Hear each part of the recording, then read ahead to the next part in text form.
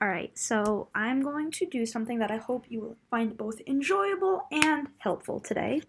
And that is, I'm going to be reading with you the first 10 paragraphs of this story or this excerpt of a story.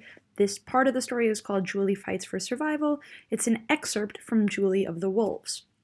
Because it's an excerpt, especially because it's an excerpt, it's really important that we do try to give our brain some context for what's going on.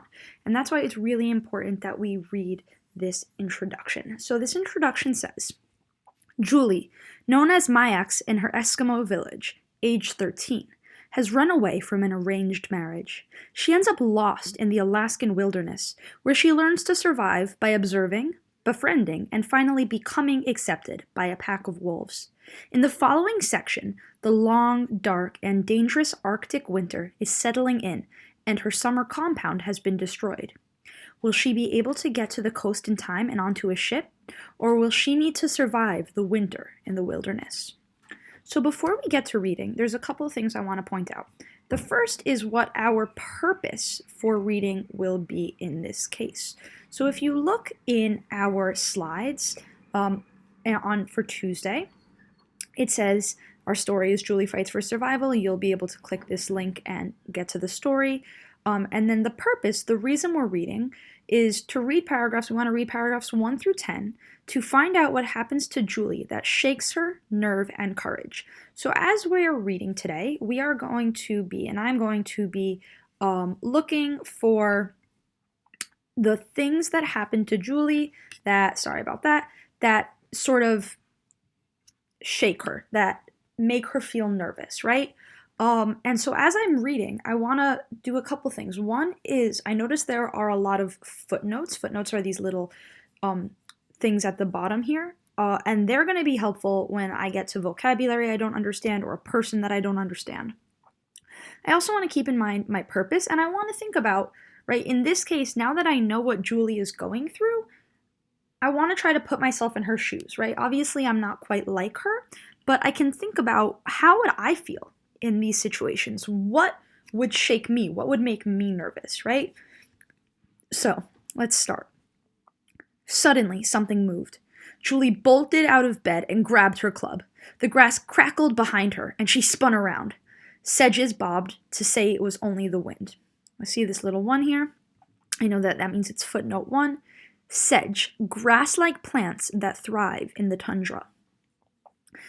Aye! She was disgusted by her fears. She kicked a stone to change something, since she could not change what she was doing, as Caphugin advised. 2. Julie's father, a skilled hunter and trapper. So already here, when I'm thinking about if I'm Julie and I'm trapped, I've run away, I'm in the wilderness by myself, it's just me and some wolves, and here's something moves and I bolt upright, right? Like that's when you're sleeping, you're like, oh my god! So something happened that scared me, that shook me to my nerve. So this might be something that I want to keep in mind later. And I would take notes on this, right? I would, and you can do this on the computer, you can do this on paper. Feeling better, she slid back in her sleeping skin. I guess, she said to herself, that the sun's been up so long, I've forgotten the sounds of the night. As she waited for sleep, she listened to the polar wind whistle, and the dry grass whined like the voice of the old bent lady.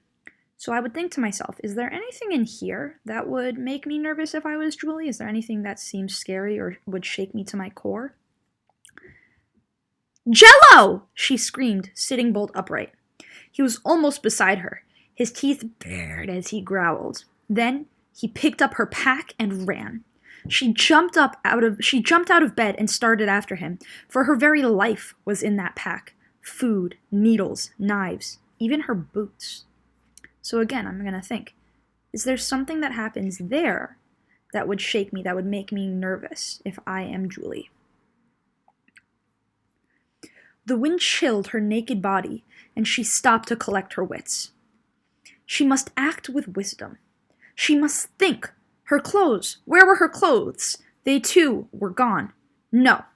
She remembered they were safe in the bladder bag under the caribou skin. Quickly, she pulled them out and clutched them to her chest, but they were of little comfort.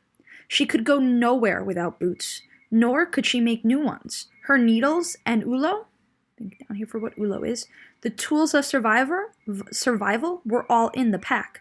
Shivering, she slid into bed and cried. A tear fell on the grass and froze solid. My tombstone.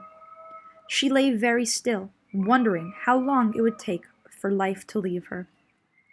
When she opened her eyes, it was daylight, and the warm yellow of the land gave her hope. She could eat her caribou skin if she had to.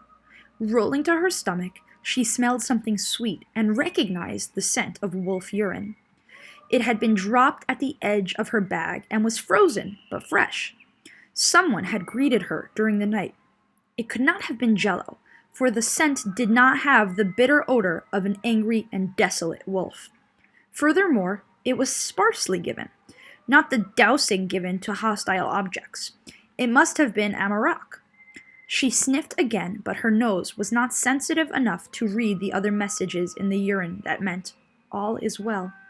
Yet, its light and loving scent gave her a sense of security, and she smiled at the sun, dressed, and put her mind to inventing boots. So now I want you to think about, our purpose is trying to figure out what happens to Julie that shakes her to her core, right? I'm going to go back to that. What happens that shakes her nerve and courage? What happens that makes her so nervous? So there are things in what I just read, and you'll read as well, that make her nervous and things that make her feel safe. Since our purpose is to talk about what makes her feel nervous, that's really what we want to highlight. All right? Goodbye, scholars. I miss you. I will see you tomorrow, and I hope you have a wonderful day.